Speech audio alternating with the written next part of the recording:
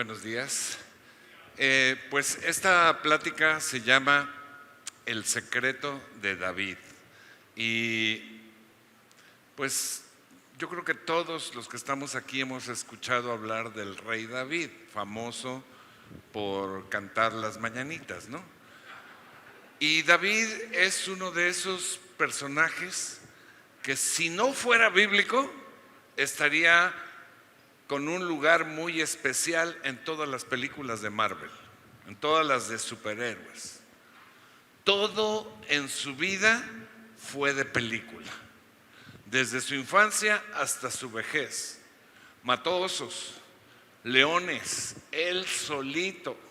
Venció al gigante Goliat, compuso muchos de los salmos, inventó instrumentos musicales, cantaba como Luis Miguel, tocaba como Carlos Santana, tenía las chavas más guapas y pudientes de la época, venció en batallas increíbles, tenía poderosos enemigos que le hicieron lo que el viento a Juárez, hacía misiones imposibles, se escapaba como 007. Y contaba con maravillosos compañeros de guerra como Rambo, tipo Rambo, pero de a de veras. Fue pastor, músico, poeta, héroe, soldado, profeta y rey, entre otras cosas. Fue un supervaliente luchador en el campo de batalla. Supo aguantar dificultades increíbles. Fue leal a su rey, fue un gran líder, supo conservar la humildad, reconoció sus errores y se arrepintió de sus graves pecados, fue compasivo y tuvo fe absoluta en Dios. Por si fuera poco, dice la Biblia que era muy guapo. Haga de cuenta su servidor y amigo. Bájale 5 puntos al que se rió. Como que David y yo ahí nos vamos, más o menos en lo mismo, excepto en lo de músico, poeta, héroe, soldado, profeta y rey. O sea, pensándolo bien, no tengo nada en común con él, excepto en lo guapo, ¿no? De la tribu de Judá, bisnieto de Ruth, nació en Belén, donde 1000 años después nacería su descendiente más famoso, Jesús. Del rey David se han escrito centenar de comentarios, libros y quizá miles de predicaciones, porque es uno de los personajes más mencionados en la Biblia. Y hasta Dios hizo un pacto exclusivo con él. Por eso yo le recomiendo sinceramente que lea su historia y sus hazañas. Pero todo esto lo logró porque David tenía un secreto. Un secreto que hoy le voy a revelar. Y ese secreto va a tocar su vida para bien. ¿Le interesa oírlo? A 4 les interesa oírlo. ¿Le interesa oírlo? A 18. ¿Le interesa oírlo? Ahora sí, 843. Muy bien, pare oreja. Y vamos a comenzar por el principio. Dios se refirió a David de una manera muy especial, de una manera como no se refirió a ninguna otra persona en la historia de la Biblia. Vea usted. Acompáñeme a Hechos capítulo 13, versículo 22. Hechos capítulo 13, versículo 22. Dice la palabra: tras destituir a Saúl, les puso por rey a David, de quien dio este testimonio. ¿Quién dio el testimonio? Dios. De quien dio este testimonio: he encontrado en David, hijo de Isaí, un hombre conforme a mi corazón. Un hombre conforme a mi corazón. Él realizará todo lo que yo quiero. ¿Por qué Dios llamó a David un hombre conforme a su corazón? ¿Qué había en David? ¿Sería porque era rápido para arrepentirse? No lo creo, porque había muchos otros que fueron rápidos para arrepentirse. ¿Sería porque compuso muchos salmos? No lo creo, porque muchos otros compusieron salmos. ¿Será porque ganó muchas batallas? No lo creo, muchos otros ganaron batallas. ¿Sería porque tenía fe en Dios? pues tampoco lo creo. Muchos otros también tenían mucha fe en Dios. Entonces, ¿qué hizo tan diferente a David como para que Dios lo llamara un hombre conforme a mi corazón? Debe haber algo especial en David como para que Dios dijera eso de él. Y ese, mi hermano, es el secreto de David. Y por ese secreto Dios le bendijo tanto. Por ese secreto David fue lo que fue. Le hizo rey y le prometió al Mesías como su descendiente, pero además a David personalmente le prometió un reino futuro. Además del reino que ya tenía, un reino en la resurrección. Déjeme decirle que el propio David escribió que Dios se agradó de él. ¿Por qué? ¿Quiere que le cuente el secreto de David? O mejor le cuento un chiste. Ok, no hay chiste. Le voy a revelar el secreto de David. Apunte. Acompáñeme al Salmo 132 porque esto está bien picudo. Salmo 132, versículo 1 dice: Señor, acuérdate de David y de todas sus penurias. Acuérdate de sus juramentos al Señor, de sus votos al poderoso de Jacob. Fíjese, aquí está el secreto de David. Sus votos, sus juramentos, sus deseos al Señor. Y fíjese lo que dice David: no gozaré del calor del hogar, ni me daré un momento de descanso, no me permitiré cerrar los ojos, y ni siquiera el menor pestañeo. O sea, aquí está David diciendo: mi prioridad antes que cualquier otra cosa es ¿cuál? Antes de hallar un lugar para el Señor, una morada para el poderoso de Jacob. No gozaré del calor del hogar, ni me daré un momento de descanso, no me permitiré cerrar los ojos, y ni siquiera el menor pestañeo antes de hallar un lugar para el Señor, una morada para el poderoso de Jacob. ¿De qué hablaba David? ¿En qué consistía este juramento? Vamos a seguir leyendo para encontrar el contexto. Dice el versículo 6, Salmo 132, 6. En Efrata, o sea en Belén, donde él nació, oímos hablar del arca. Dimos con ella en los campos de Yagar. Yagar significa simplemente los bosques del campo. Vayamos hasta su morada, postrémonos ante el estrado de sus pies. Señor, levántate, ven a tu lugar de reposo, tú y tu arca poderosa. ¿Sabe de qué estaba hablando David? Estaba hablando de llevar el arca del pacto nuevamente a Jerusalén. O más bien, primeramente a Jerusalén. Ok, tal vez usted ponga cara de what. ¿A poco ese es el secreto de David? Pues sí, ese es. A simple vista no parece gran cosa llevar un arca a Jerusalén. Pero se lo voy a explicar porque sí es la gran cosa. La máxima cosa, diría yo. Debido a que David le daba tanta importancia a esto, era su prioridad, entonces Dios lo consideró un hombre conforme a su corazón. Usted dígame si es importante o no. Para poder entenderlo, le voy a comentar 3 cosas que al final vamos a unir, ¿ok? 3 cosas. Primera cosa, la historia del arca. ¿Usted vio Indiana Jones y los cazadores del arca perdida? Bueno, los de mi generación sí, los de la nueva generación no saben ni de qué le estoy hablando. Pero bueno, esa era película, eso no era cierto. El arca es llamada de varias maneras en la Biblia, aunque generalmente se le conoce como el arca del pacto, el arca del testimonio o el arca de la alianza.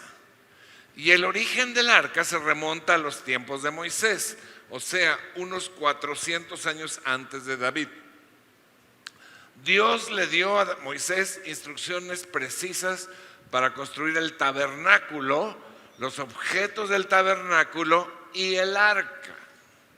Pero lo primero que Dios le detalló a Moisés fue el modelo y el diseño del arca. ¿Por qué? Porque iba a ser el objeto principal y más importante, no solo del tabernáculo, sino de todo el campamento de Israel. Fíjese, el campamento de Israel era el pueblo de Dios. Dentro del pueblo de Dios, la zona más importante era el tabernáculo. Dentro del tabernáculo, la zona más importante era el lugar santísimo. Y dentro del lugar santísimo, lo más importante era el arca. ¿Ok? Y dice el libro de Hebreos que Moisés vio cosas celestiales que tenía que poner en cosas materiales en la tierra. De manera que es muy claro que con cada detalle material Dios quería transmitir una verdad espiritual, profética al pueblo. El tabernáculo de Moisés estaba rodeado por unas paredes de tela. Era como la barda, digamos, pero eran unas cortinas. Y luego adentro estaba la tienda, que era el tabernáculo. Primero estaba el patio, luego estaba la tienda, que era el tabernáculo. Y dentro de la tienda había dos secciones, el lugar santo y luego el lugar santísimo, separados por un velo. Adentro del lugar santísimo estaba el arca. Y a este lugar no podía entrar nadie excepto el sumo sacerdote, y solamente una vez al año, y solamente después de haber pasado un riguroso proceso de limpieza espiritual y física. El arca en general, mi hermano, simbolizaba la presencia de Dios y acompañó a Israel en toda su marcha por el desierto. Se movía el tabernáculo, se movía el arca. Posteriormente, el arca estuvo con Israel durante la conquista de la tierra prometida. Si usted se acuerda, cuando iban a entrar a la tierra prometida, Dios dijo que entraran los sacerdotes con el arca, y cuando entraron los sacerdotes con el arca, el río se abrió y pasaron en seco.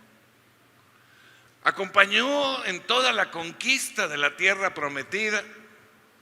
Y al terminar la conquista, el tabernáculo y el arca se instalaron en una ciudad que se llama Silo, hasta que los filisteos en una de tantas batallas capturaron el arca y se la llevaron. Les fue tan mal que la devolvieron. Y una vez recuperada, y de nuevo en el territorio de Israel, estuvo primero en un pueblo y después en otro pueblo que se llamaba Kiriat Jeraim, unos 13 kilómetros al norte de Jerusalén. Y ahí estuvo hasta el tiempo de David, unos 70 años allá abandonada. Nunca más el arca entró al tabernáculo de Moisés. La segunda cosa que vamos a ver para entender todo esto es acerca de Jerusalén. Yo tengo otra vez ganas de ir a Jerusalén. Y usted me dirá, ¿cuántas veces ha ido? Ninguna, pero ya me han dado ganas antes. ¿Quién conoce Jerusalén? Bueno, a mí me encantaría conocer Jerusalén, de verdad me encantaría, creo que sería una sensación especial. Y la segunda cosa que le tengo que explicar es acerca de esta ciudad. Esta es la ciudad de Dios, la que está en el centro de su corazón. Y en el centro de Jerusalén está el monte Sión. Jerusalén se menciona 880 y tantas veces en la Biblia. Es la ciudad santa, situada en el mismo centro de Tierra Santa. Y dice la palabra que Dios mismo la escogió. Venga conmigo a Salmo 132:13. Dice la palabra: el Señor ha escogido a Sión. Su deseo es hacer de este monte su morada. Este será para siempre mi lugar de reposo. Aquí pondré mi trono porque así lo deseo. ¿Quién la escogió? Dios. Y vea usted esto porque está bien picudo. La primera mención en la Biblia de Jerusalén la encontramos con el rey sacerdote Melquisedec de Salem, que después cambió a Jerusalén. Melquisedec era rey y sacerdote en un tiempo en que todavía no existían los sacerdotes, pero era sacerdote del Dios Altísimo y era rey. Y dice la palabra que Melquisedec salió y bendijo a Abraham. Abraham es el máximo héroe de la fe, pero también dice la palabra que el mayor bendice al menor. ¿Y sabe qué hizo Abraham? Antes de la ley, antes de que nos presumieran esto de Malaquías y todo esto, Abraham le dio los diezmos a Melquisedec. ¿Y sabe a quién se le entregan los diezmos? A Dios. Si usted está en los cursos bíblicos Logos, se va a encontrar con una lección donde le va a explicar esta y otras presentaciones de Jesús en el Antiguo Testamento, porque este era Jesús. Padrísimo, ¿no? Ok.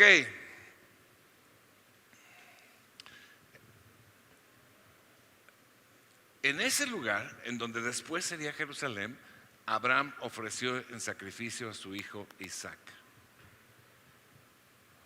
que era figura de Cristo, ¿no? Del sacrificio del hijo. Ese lugar que David conquistó para establecer la capital del reino. Ese lugar donde Salomón construyó el templo. También es el lugar donde Jesús fue crucificado, sepultado y donde resucitó. Es el lugar donde se derramó el Espíritu Santo que nos acompaña hasta hoy. Pero también, mi hermano, este es el lugar, Jerusalén, donde Cristo volverá triunfante y reinará en su segunda venida. Así que David, inspirado por el Espíritu Santo, veía hacia el futuro, donde tendría lugar el máximo sacrificio 1000 años después de él y después el retorno del Señor Jesús muchos años después. Entonces, ciertamente Jerusalén era un lugar en el centro del corazón de Dios, era un lugar para la adoración máxima, y ahí era donde David quería llevar el arca, porque quería cumplir los deseos de Dios como el asunto más importante de su vida. ¿Se está dando cuenta?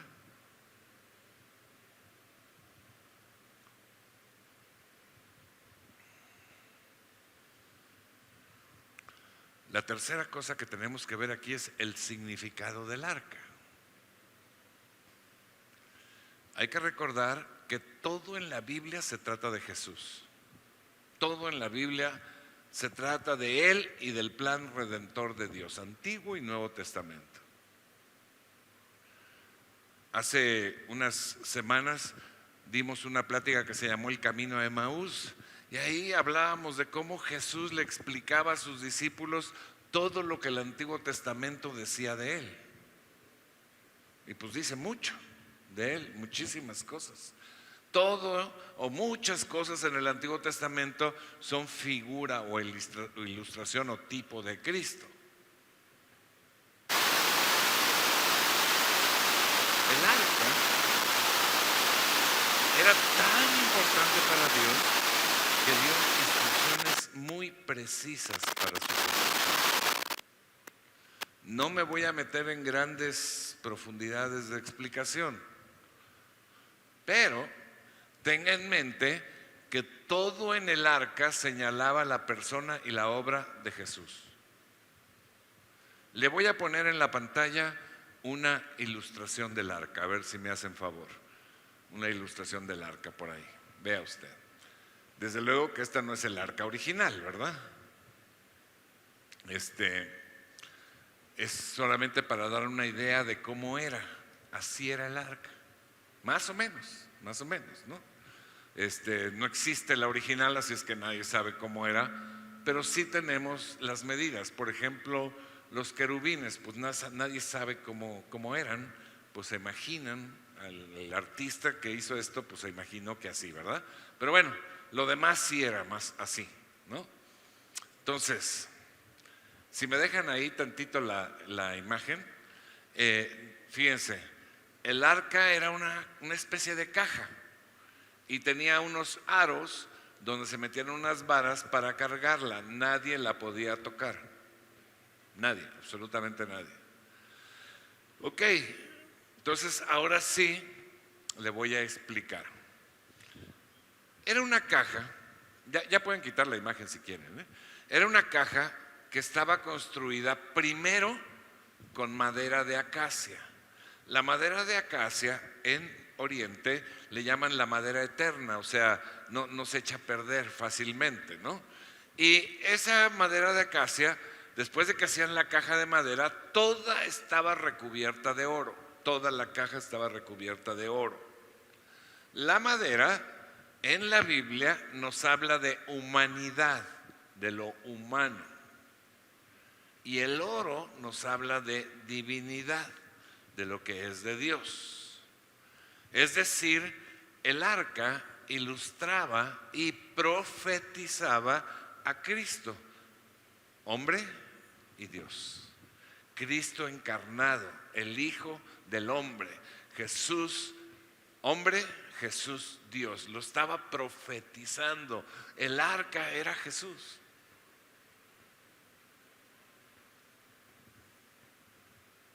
Después tenía una tapa. La caja tenía una tapa, que esa tapa se llama propiciatorio. Y esa tapa estaba hecha exclusivamente de oro. No tenía humanidad, solamente divinidad. ¿Ok? Si lo estoy confundiendo, agarre una piedra y aviéntesela a Anne-Mari. Digo, a mí no. La tapa era de puro oro, se llamaba propiciatorio. Y arriba de la tapa, a ver si la podemos poner otra vez tantitito, muchachos. Arriba de la tapa estaban dos querubines. Le voy a explicar primero los querubines. Los querubines anuncian el trono y la presencia de Dios. Fíjense, el Salmo 99:1 dice: el Señor es Rey, que tiemblen las naciones. Él tiene su trono entre querubines. Entonces, cuando hay querubines es que están anunciando la presencia y el trono de Dios. Eso simbolizaban los querubines. Y ahí en medio de los querubines sucedía otra cosa súper especial, maravillosa, extraordinaria, que es impresionante. Vea usted, Éxodo 25:22. Decía el Señor: yo me reuniré, allí me encontraré contigo. En medio de los querubines que están sobre el arca del testimonio, hablaré contigo de todo lo que te mande. Hablaré contigo. ¿Sabe qué sucedía ahí en medio del propiciatorio de los querubines arriba del arca? Dios hablaba. Dios hablaba. Ahí era donde se manifestaba Jesús, porque Jesús es la palabra. ¿Se acuerda que dice Juan? En el principio era el verbo o la palabra, y la palabra estaba con Dios, y la palabra era Dios. Estoy súper emocionado. Ahora bien, la palabra que se traduce como propiciatorio viene de la palabra hebrea kafar, que significa expiar, cancelar, anular, limpiar, perdonar. Por eso el propiciatorio es también conocido como lugar del perdón, de la misericordia, de la gracia. Y vea usted, una vez al año, en el día de la expiación,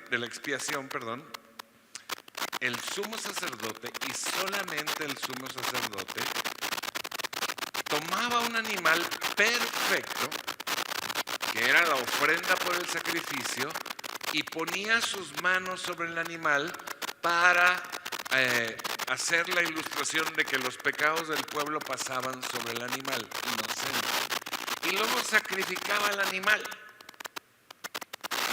Pasaba los pecados ilustrativamente del pueblo de Israel, sacrificaba el animal, extraía la sangre y tomaba la sangre, y con esta sangre una vez al año, y solamente él, entraba al lugar santísimo y ponía la sangre sobre el propiciatorio.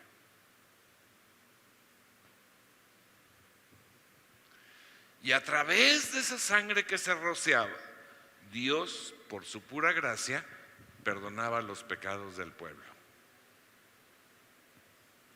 Evidentemente, el propiciatorio simbolizaba el lugar donde Jesús derramaría su sangre por toda la humanidad, por misericordia, por gracia, para el perdón de pecados. Ni un animal puede perdonar pecados, solamente la sangre de Cristo. Y eso es lo que estaba simbolizando y profetizando. Le puedo seguir hablando del arca. Me gustaría seguir hablando del arca, pero ya voy a resumir. Adentro del arca había 3 objetos: las tablas de la ley, la vasija de maná y la vara de Aarón. Adentro del arca, que no se podía abrir. Una vez unos locos abrieron el arca y cayeron muertos instantáneamente, ¿no? Las tablas de la ley representan la santidad de Dios en general. Acabamos de tener ahorita una lección de Logos donde hablamos de los 10 mandamientos, ¿no? Representan la santidad de Dios en general, pero en especial significa, adentro del arca, significa el cumplimiento total de la ley por parte de Jesús, el único que lo logró, para nuestro beneficio. Y la sangre sobre el propiciatorio pagó por las consecuencias de esa ley que nosotros no cumplimos, pero que Jesús sí cumplió. ¿Me está entendiendo? ¿O lo estoy complicando mucho? La vasija de maná, ¿se acuerdan que era el maná? Era este alimento que caía en el desierto. Nadie sabe cómo era, pero yo supongo que eran como, pues no sé, tal vez unos tamales veracruzanos o unos molotes veracruzanos o algo así, que caían y el pueblo se alimentaba. Y dice la palabra que aunque el pueblo despreciaba el maná, durante esos 40 años ni uno solo se enfermó. Entonces el maná, la vasija de maná, representa lo sobrenatural de Dios. Especialmente representa el ministerio de milagros de Jesús y la sanidad que por nosotros Él pagó. Amén. Y luego está la vara de Aarón, que representa la autoridad de Dios, obviamente. especialmente la autoridad que Jesús recobró para el hombre al vencer a Satanás en la cruz. ¿Se acuerdan que el hombre con su desobediencia había entregado esa autoridad a Satanás? Además, esta vara, como usted sabe, era una vara seca que le traía Aarón ahí con Moisés cuando andaba, y de repente Dios le ordena plantar y la rama reverdece, renueva. Esa vara también representa la muerte, sepultura y resurrección de Jesús. Ahora vamos a unir estos 3 puntos. La historia acerca del arca, Jerusalén y el significado del arca, y descubriremos de forma clara el secreto de David. Secreto, mi hermano, que hoy es aplicable para tu vida. Oiga, es que yo ya estoy muy ruco, no importa. David fue próspero aún en su vejez. Ya estaba viejito y todavía le pusieron una chamacona ahí de muy buen ver.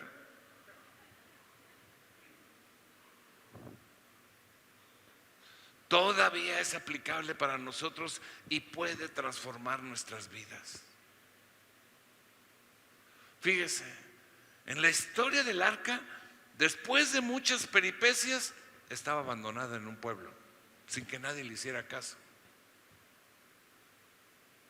El tabernáculo de Moisés estaba en otro pueblo y el arca en otro pueblo. El tabernáculo de Moisés estaba sin el arca, pero estaban los sacerdotes y seguían los ritos ahí sin el arca. Y eso, mi hermano, representaba lo que a veces hacemos tú y yo: religión, nada más. Religión, ritos. Decimos que somos de tal o cual creencia y todo se nos va en ritos. Yo voy a la iglesia, yo soy cristiano, tengo mi Biblia, ya hasta compré la NBI, la NTV y la MTV. Creo que esa no existe.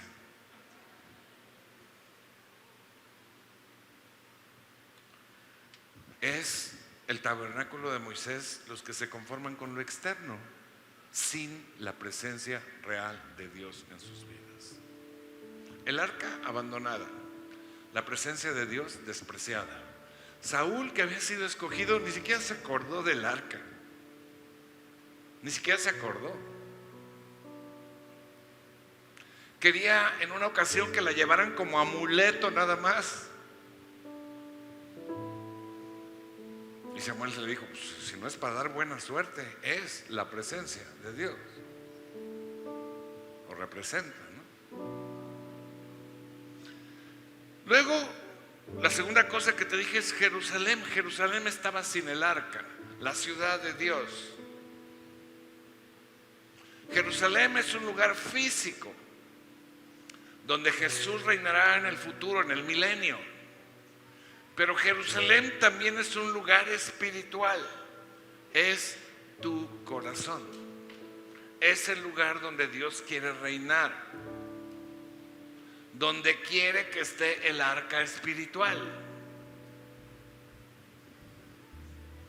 El arca, como dije, representa la presencia y la obra de Dios. Ahora, déjeme aclarar algo para las personas que vienen por primera vez o que no conocen mucho. Dios está en todas partes, es omnipresente, está en todas partes. Pero Dios no se manifiesta en todas partes.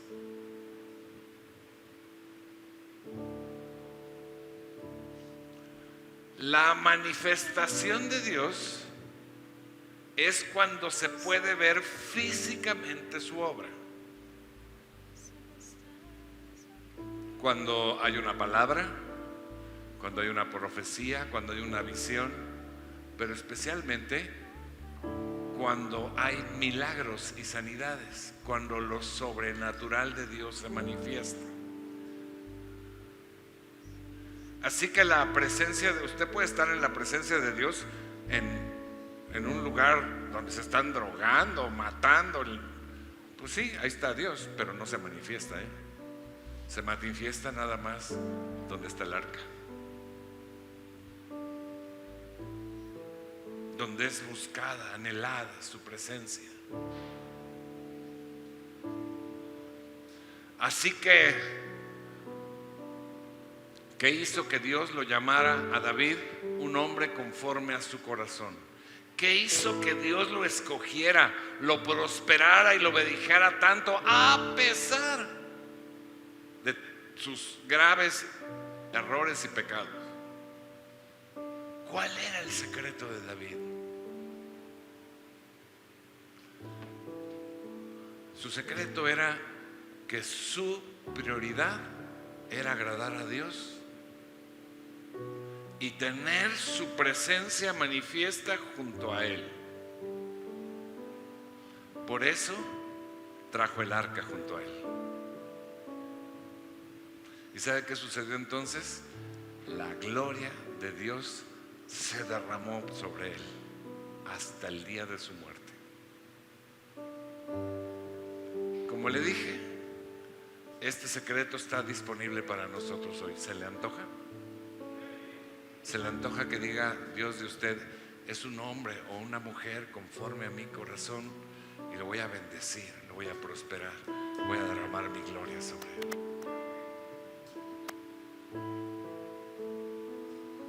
Quiero hacer dos invitaciones. Primera invitación, si usted está aquí por primera vez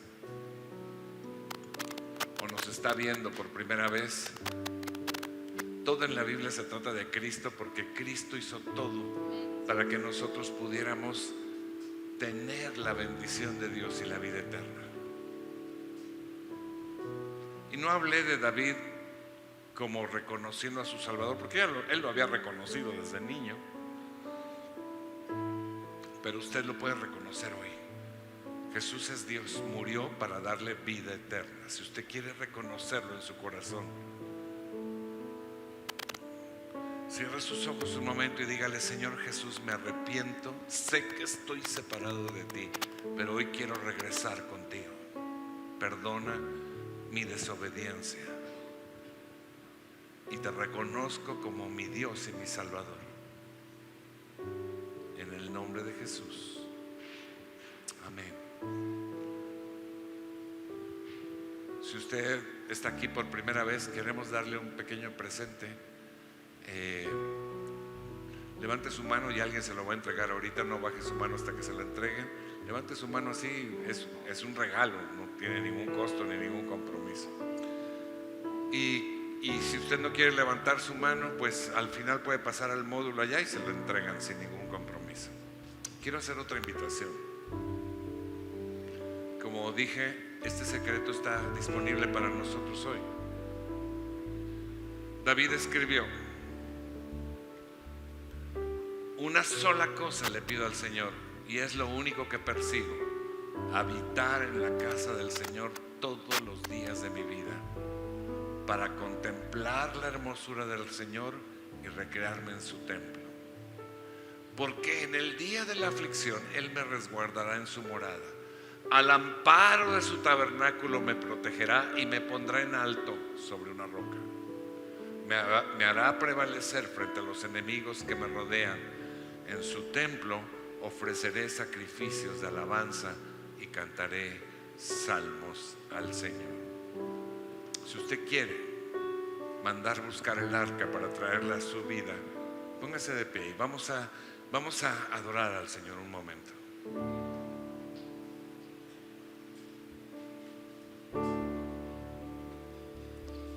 Aunque mis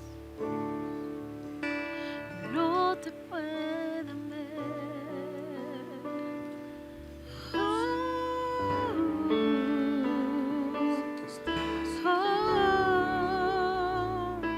aunque mis ojos no te puedan ver, te puedo sentir, sé que estás aquí. Aunque mis manos tocar. Levante sus manos como rendición Tu al rostro, Señor, Señor, como búsqueda. sé que estás aquí.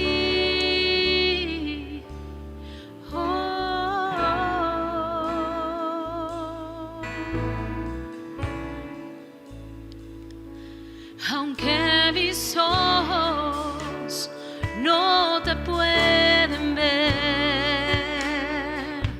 te puedo sentir. Sé que estás aquí,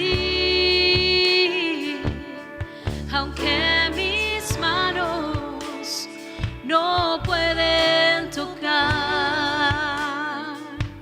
tu rostro, Señor. Sé que estás aquí. Oh, mi corazón puede sentir tu presencia. Tú estás aquí. Tú estás aquí. Puedo sentir tu gran amor. Tú estás aquí. Tú estás aquí.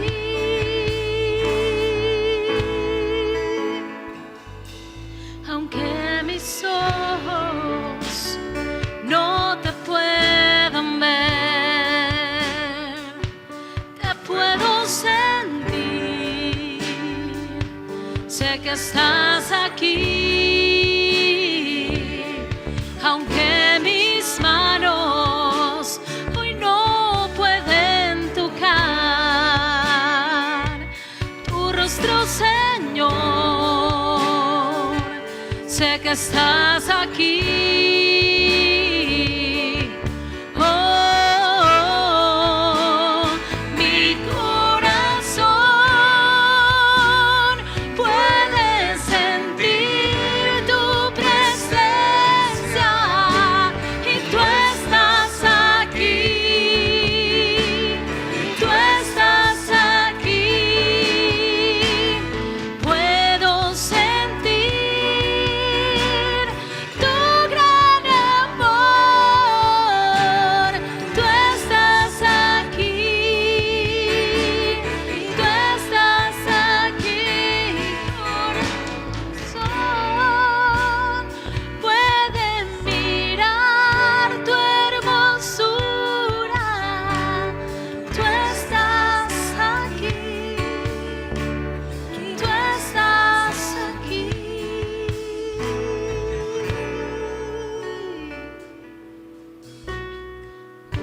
Tú Busque en estás estos aquí, momentos, hable con Dios, dígale: Señor, no daré descanso a mi vida hasta que el arca esté en mi corazón, en Jerusalén, hasta que tu presencia esté aquí.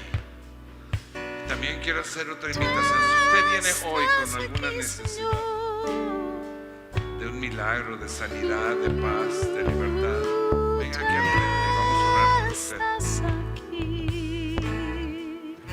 Lulú, Oh, mi corazón puede sentir tu presencia, Dios. Oh, tú estás, ángeles, no Señor. esperen a que los llamen, muchachos. Oh, tú estás, tú estás, tú estás aquí. Oh, tú estás, Señor. Lulú, Puedo sentir tu majestad.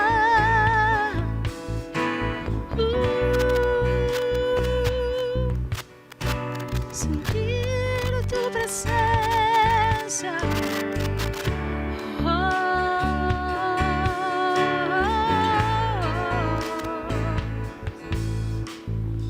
Sí, Jesús, traer el arca tú estás aquí. a Jerusalén es una búsqueda de la presencia de Dios, de Jesús en nuestra vida, de aferrarnos a su solución, a lo que Él tiene para nosotros.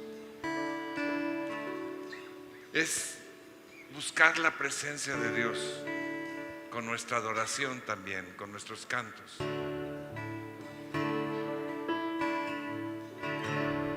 Así es que no se canse de buscarla.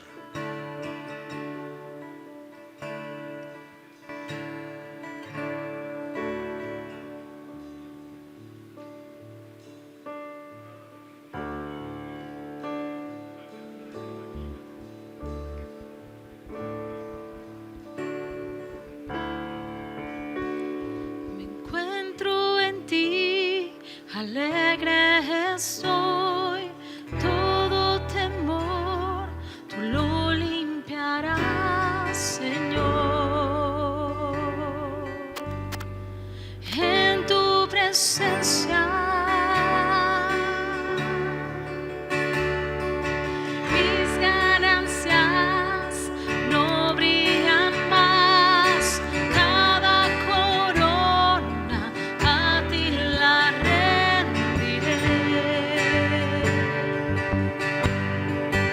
en tu presencia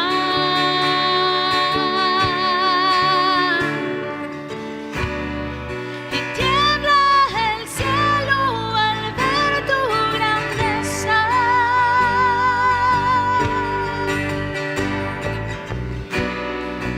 Reinos y reyes se asombran de ti.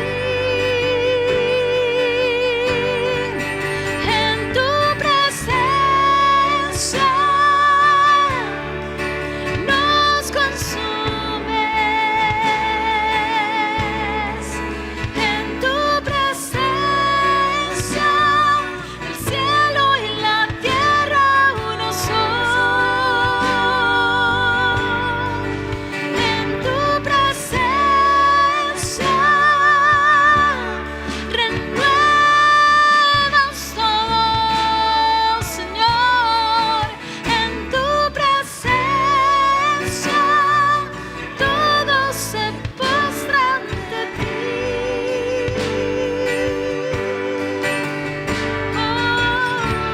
Alex,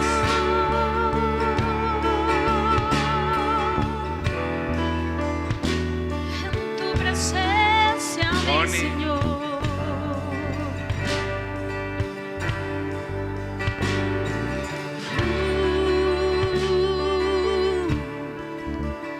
Y me encuentro en ti, alegre estoy, todo temor tú lo limpiarás, Señor. En tu presencia mis ganancias no brillan más, cada corona a ti la rendiré. En tu presencia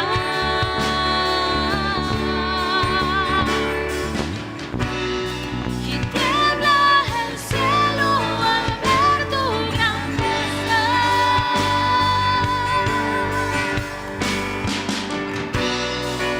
Reinos y reyes se asombran de ti.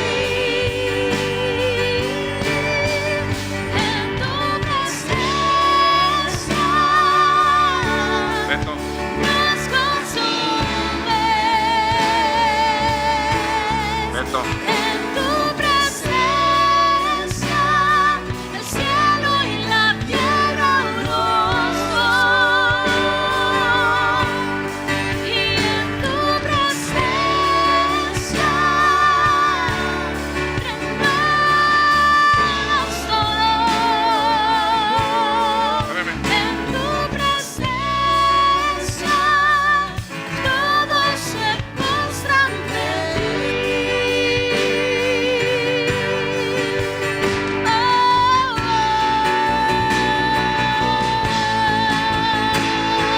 Ministra, pero sobre todo abraza a este chavo.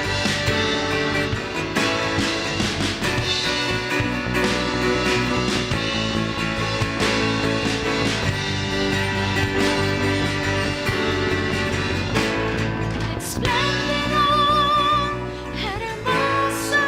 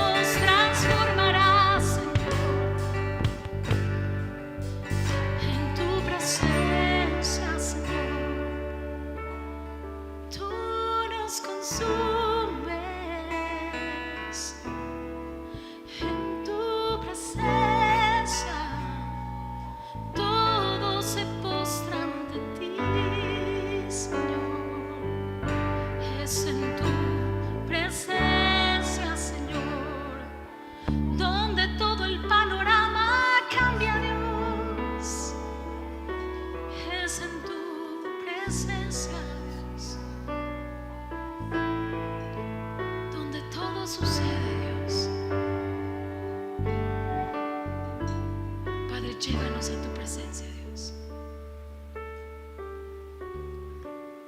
A ser como David, que nuestro corazón te anhele a ti, Dios. Nada más a ti, Dios. Te busque a ti y te desee a ti, Dios. Que podamos habitar en el arca del pacto, en el arca de la comunión, en el arca de tu presencia, Dios. En el arca donde tú estás, donde todo es renovado, donde todo es transformado, donde todo es cambiado, donde todo es sanado, donde todo es restaurado, Dios. En ese lugar, en lo escondido de tu presencia, Dios. Llévanos ahí como iglesia, Dios, a ese lugar, Jesús. Gracias. Eres espléndido, eres glorioso, eres hermoso, eres majestuoso, eres perfecto, Dios. Gracias, Dios. Gracias, gracias. Dale un aplauso a Jesús y dile: gracias por tu presencia, Dios. Gracias por las cosas que tú haces, Dios. Gracias, Dios. Gracias, Dios. Dile: gracias porque sé que estás obrando, aunque no lo puedo ver, tú estás obrando. Amén. Iglesia, que Dios los bendiga, que Dios esté con ustedes, que haga resplandecer su rostro sobre ustedes y les dé paz todos los días de su vida, que los guarde y que los proteja. Les amamos, iglesia. Dios los bendiga.